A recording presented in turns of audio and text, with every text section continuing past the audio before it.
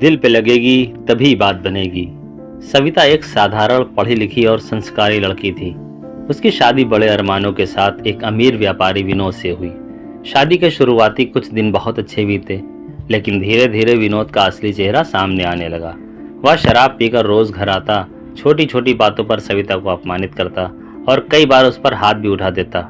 सविता ने हर बार यही सोचकर सब कुछ सह लिया कि शायद एक दिन उसका पति बदल जाएगा, लेकिन हालात और भी बदतर होते गए। सास ससुर भी हमेशा अपने बेटे का ही साथ देते हैं। सविता की बात सुनने वाला कोई नहीं था।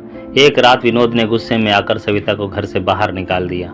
बरसात की रात, हाथ में सिर्फ एक छोटा सा बैग और आंखों में आंसू। सविता घंटों सड़क पर भटकती रही।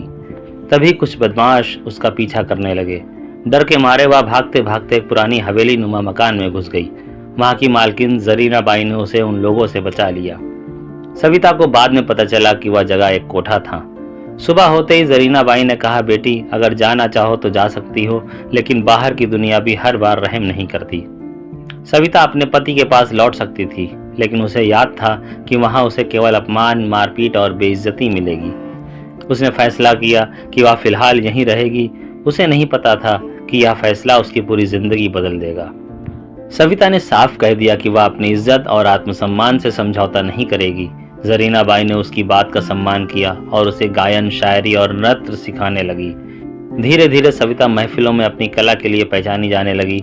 लोग उसे तवायफ कहकर पुकारते थे, लेकिन बहुत कम लोग जानते थे कि उसके चेहरे की मुस्कान के पीछे कितना दर्द छिपा था।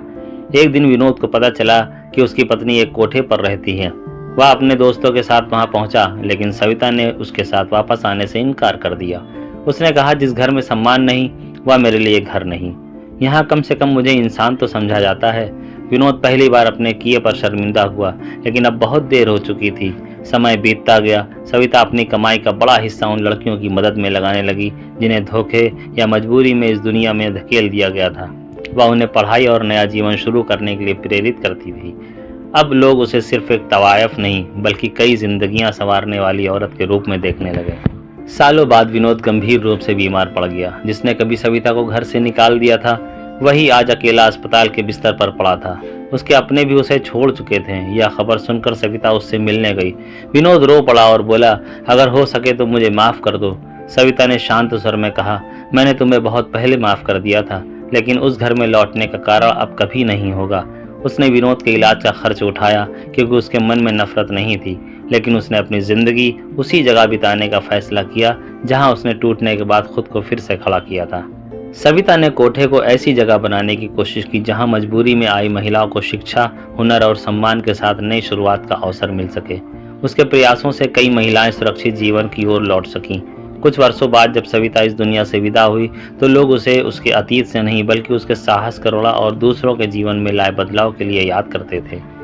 किसी भी महिला का मूल्य उसके अतीत या परिस्थितियों से नहीं, बल्कि उसके साहस, आत्मसम्मान और कर्मों से तय होता है। सम्मान और सुरक्षा हर इंसान का अधिकार है।